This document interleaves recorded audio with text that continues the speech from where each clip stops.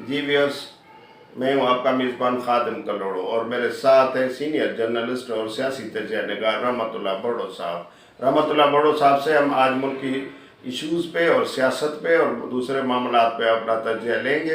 रहमतुल्लाह साहब, पाकिस्तान में और पूरे इश्यूज़ जो है वो डिस्कस हो रहे हैं और भरमार लगी पड़ी है मामलात की। तो आजकल जो सबसे हार्ड लाइन पे इशू डिस्कस हो रहा है वो ये हो रहा है कि साबका DGFIA बशीर मेमन साहब को संगीन नोयत के इल्ज़ामात का सामना है, जिसमें जो इंटरपोल के मफरूर मुलज़िम हैं ज़हूर उसके सहूलतकारी का मुरतकब हुए हैं उसको, और बशीर मेमन साहब को खुद FIA DG रहे हैं, तो बशीर मेमन को FIA ही तलब करके उनसे पूछगछ की गई है और दोबारा उसको तलब किया गया है। और बशीर मेमन साहब ने सिंध हाई कोर्ट से हिफाजती ज़मानत करके करा के रखी है। बशीर मेमन साहब का जो मौक़िफ़ सामने आया है उसका कहना है कि ये जो इमरान खान की सरकार है, PTI सरकार, वो उनको गिरफ्तार करवाना चाहती है और दूसरे जो ब्यूरोक्रेट हैं, जो अफसरान हैं, उनके लिए एक मिसाल कायम करना चाह रही है कि जो उनको सपोर्ट नहीं करेगा, ओबलाइज नहीं करेगा, उनको वो जेल में बंद कर देंगे।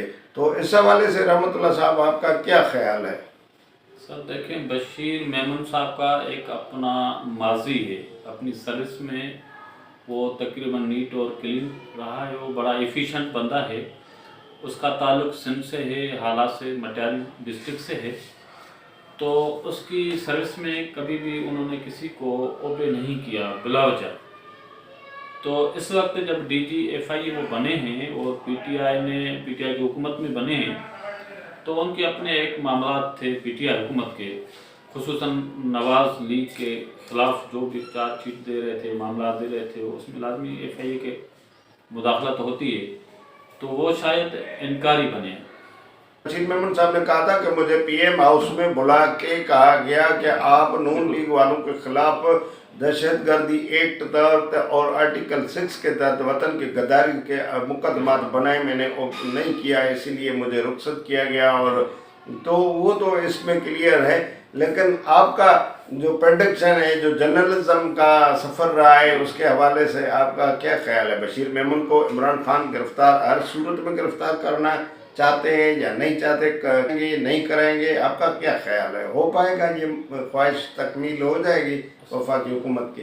ड्यूरिंग सर्विस के दौरान बशीर मेमन के साथ जो भी उनका बिहेवियर था हुकूमत का, स्पेशली इमरान हुकूमत का, वो भी यही था कि किसी भी तरीके से हमारे मामलात को ओबे करे। उसने कहा कि ये कानून के ज़िम्मे में नहीं आता और मैं नहीं कर सकता। उसने इनकार किया, उसने अपनी सर्विस को छोड़ दिया। सर्विस छोड़ के बैठा हुआ है। अभी गुज़श्ता साल डेढ़ के दरमियान उनको फिर शोकास, फिर नोटिस, फिर वो जो भी मामलात हैं वो उसको आए हैं, वो उसको फेस कर रहे हैं। उसने सिंध अदालत से जमानत के लिए है और स्पेशली वो कह रहा है कि मेरे ऊपर इनका प्रेशर है और वो प्रेशर फेस कर लेगा, मेरा अंदाज़ है। वो ब्रिलियंट ब्यूरोक्रेट रहा है, वो अपना एटीट्यूड रखता है, उसकी अपनी एक साख है, पहचान, हाँ साख है, उसकी अपनी नेचर है, वो फेस कर लेगा। और मुझे ये नज़र आ रहा है कि ये सिंध से पहला ब्यूरोक्रेट गिरफ्तार होगा वफाकी हुकूमत के कहने पे, और अंदाज़ा है कि उस पर सिंध हुकूमत भी खुश हो खुसूसन, और वफाकी हुकूमत भी खुश हो। और मुमकिन है कि मुझे मुस्तकबिल में बशीर मेमन का एक बहुत बड़ा रोल सिंध में नज़र आ रहा है और पॉलिटिक्स में नज़र आ रहा है, जो एक मिसाली होगा या मिसाल दिया जाएगा। मेरा ख्याल कि वो गिरफ्तारी से नहीं बच सकते। जिस तरह के पॉलिटिकल फोर्सेस जब हुकूमत में आते हैं, वो निशाना किसको बनाते हैं तो वो छोड़ते नहीं हैं। इस तरह के और भी ब्यूरोक्रेट्स हुए हैं, नवाज शरीफ ने टारगेट किए हैं, खुद पीपल्स पार्टी ने टारगेट किए हैं, मुशर्रफ ने टारगेट किए थे। तो बहरहाल ये भी इसका मुझे टारगेट नज़र आ रहा है और वो फेस करने वाला बंदा है, वो फेस कर लेगा। आप कह रहे हैं कि बशीर मेमन जो है सरेंडर नहीं करेगा? नहीं, बहुत मुश्किल है, बहुत मुश्किल है, उसकी नेचर नहीं बताती। रहमतुल्लाह साहब, आजकल सिंध असम्बली के सामने डी चौक बना हुआ है जमायत इस्लामी की तरफ से। वो सिंध असम्बली के तकद्दुस को और मामलात को छोड़ के वो उस पर पूरे बैनर शैनर लगा के बैठे हैं, स्पीकर चल रहे हैं, सेक्रेटरीट से लेके फुआरा चौक तक पूरे जो स्फीयर। तो ये जमायत इस्लामी कह रही है काला कानून पास किया है सिंध गवर्नमेंट ने, कराची पे कब्जा हो रहा है वडेरों का। ये पूरा जो नैरेटिव है اس کے پیچھے جماعت اسلامی کیا کرنا چاہ رہی ہے، اور سندھ کے لوگوں میں بذات خود ایک ریزائنمنٹ ہو رہی ہے، پورا سینٹیمنٹ کریٹ ہو رہا ہے کہ یہ سندھ کے وحدت کے خلاف اور سندھ کے جغرافی اور سندھ کے وحدت پہ ایک پولیٹیکل کے حملہ ہے سندھ کے وحدت کے حوالے سے.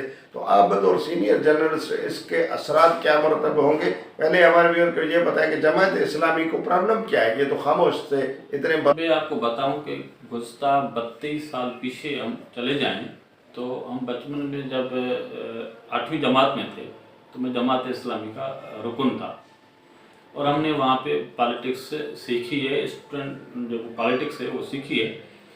لیکن آگے چل کے پتہ پڑا کہ جماعت اسلامی نے پھر زیادہ دور میں جو بھی کیا، 28 سال 29 سال آپ پہلے چلے جائیں تو غوث شاہ کے دور میں بھی انہوں نے اس طرح کا ہی دھرنا یہاں دیا تھا.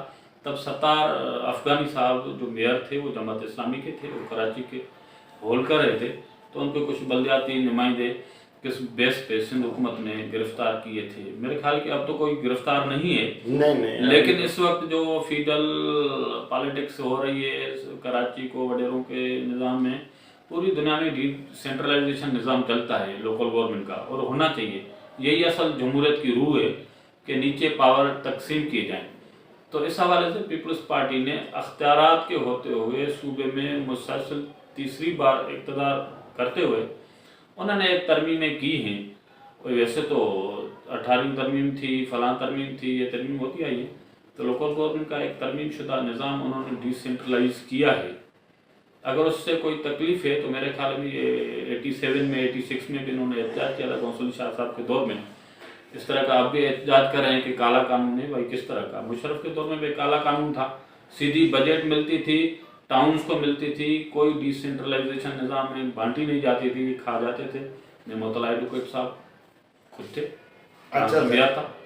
تو جماعت اسلامی کا بہرحال منطق یہ میرے سمجھ میں نہیں آ رہا کہ کالا قانون کس طرح کا ہے، وڈیرے کس طرح حکومت کر رہے ہیں. یا تو بھائی بلدیاتی نظام سارا آپ لوگوں کے ہاتھ میں، آپ نمائندوں کے ہاتھ میں جو بھی ہیں. رحمت اللہ صاحب ہمیں یہ بتائیں کہ کئی مہینوں سے کئی دنوں سے ایک ڈبکی بج رہی ہے کہ میاں صاحب آ رہے نہیں رہے، آ رہے نہیں آ رہے، آ رہے نہیں آ رہے.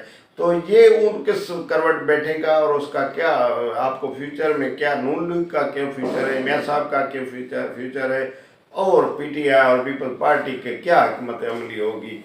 دیکھیں سر، ہماری میڈیا آج کل کہہ رہی ہے، ہم تو پہلے بھی کہہ چکے ہیں 2017 میں، 2018 میں، پھر اقتدار کے بعد نواز شریف کی پالیٹکس پہ ہم لکھتے رہے ہیں. تو ہماری جو ڈیموکریٹک فورسز ہیں وہ اقتدار میں بھی آتی ہیں، پارلیمانہ پارٹیاں ہیں، وہ سارا کچھ سیاست کرتی ہیں، اور وہ ڈیل میں بھی ایک اپنا یقین رکھتی آئی ہیں، وہ ڈیل کرتی آئی ہیں. 88 کی معاملات ہیں، بے نظیر صاحب پہ خود مرتضیٰ بھٹو صاحب نے ایلیگیشن لگایا تھا کہ وہ ڈیل کر کے آئی ہے. آگے چل کے نواز شریف نے کہا کہ میں نے مشرف کے ساتھ کوئی ڈیل نہیں کی ہے. آگے چل کے قطری ایک خط آیا اور مکرم بن فلاں نے وہ خط ظاہر کیا، سعودیہ نے کیا، وہ ڈیل ہو چکی تھی. اس وقت بھی جو آپ دیکھ رہے ہیں کہ فارن فنڈنگ کیس کا معاملہ اب تیز ہو رہا ہے، اس کے پیچھے کوئی اکبر ایس بابر صاحب ہیں. آگے چل کے جو میاں صاحب کی یہ باتیں چل رہی ہیں، یہ عملی شکل شاید ابھی لینے والی ہیں. وہ نواز شریف لازمی ہے پاکستان کی سیاست میں اپنی پھر نئی داخلہ کرے گا. اب جو ہیں وہ میاں صاحب کو ضرور لائیں گے اور وہ لازمی کسی سمجھوتے کے تحت ہی آئیں گے. رحمت اللہ صاحب، لیکن ایک اور بات ہے کہ یہ جو فارن فنڈنگ کیس چل رہا ہے اور بڑی اسپیڈ کے ساتھ وہ پورا ڈسکس ہو رہا ہے، اس کے حق میں دلائل دیے جا رہے ہیں، اس کی یہ ایکسپلائٹیشن ہو رہی ہے، تو اس کے نتائج کیا آئیں گے؟ یہ فارن فنڈنگ کیس ہے کیا اور اس کے نتائج کیا آئیں گے؟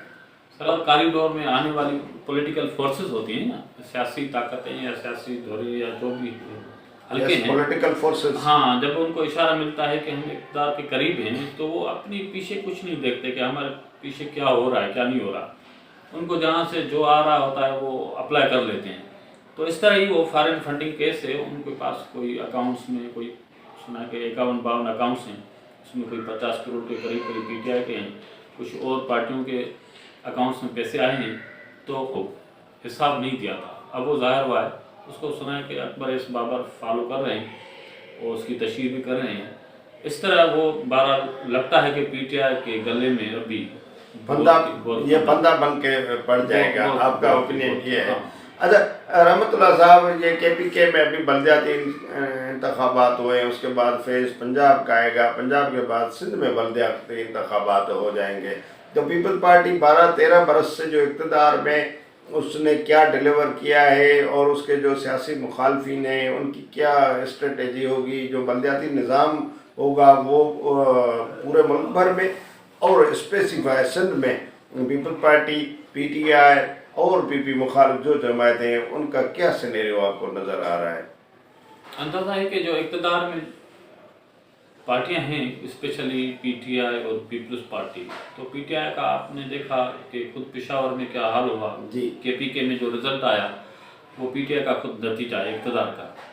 پیپلز پارٹی اب الیکشن کرانے جا رہی ہے، نہیں کرانے جا رہی ہے، بلدیاتی اسپیشلی اس میں کیا نتیجے آئیں گے وہ تو میرا خیال ہے کہ جمعیت علماء اسلام کے مولانا راشد مامون بہت بڑی پالیٹکس کر رہے ہیں اور اپوزیشن کی پالیٹکس کر رہے ہیں، اور اس کے پاس ایک اسٹریٹ پاور بھی ہے. اس نے باقاعدہ پاور شو اپنا کیا بھی مختلف جگہوں پہ، لاڑکانہ میں، حیدرآباد میں، سکھر میں مختلف کرپشن کے خلاف احتجاج کرتے آئے ہیں.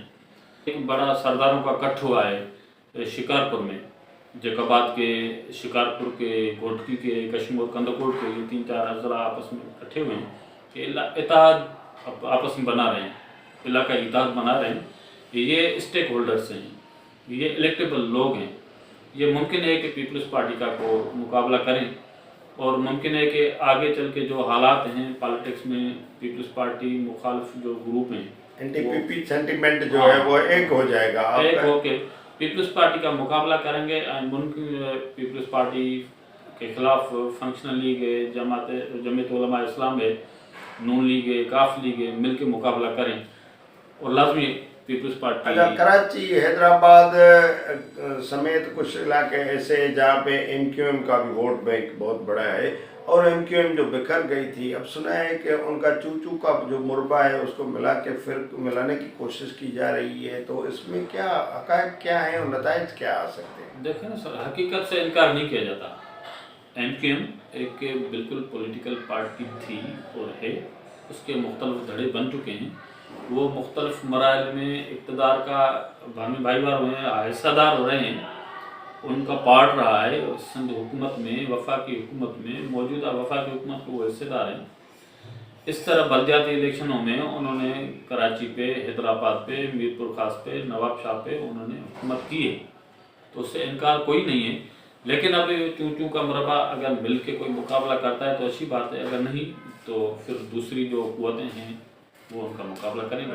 ویٹ اینڈ سی کا تھوڑا ویٹ اینڈ سی کا سچویشن پالیٹکس سے. اور جی ویورس، رحمت اللہ بڑو صاحب کی آپ نے باتیں سنی. ان کا کہنا تھا کہ اب کا ڈی جی ایف آئی ہے بشیر میں ان کو اور ٹف ٹائم ملے گا ان فیوچر، اور وہ سرنڈر کرنے والے بندے نہیں ہیں.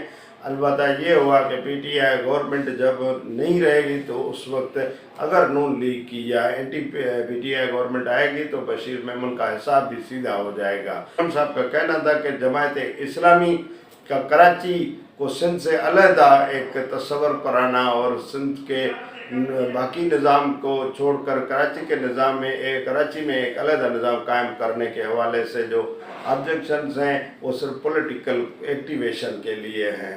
اور رحمت اللہ بوڈو صاحب کا یہ کہنا ہے کہ سندھ میں بلدیاتی انتخابات فری اینڈ فیئر ہوئے تو پیپل پارٹی کا الٹرنیٹ آنا ایک فطری عمل ہے. یہ بات چیت انٹرو ہمارا یہ پیکیج اگر آپ کو پسند آیا ہو تو ہمارے چینل کو لائک کریں، سبسکرائب کریں اور دوستوں کے ساتھ شیئر کریں. اپنا اور گرد و نواح کا خیال رکھیں. مجھے دیں اجازت. اللہ حافظ.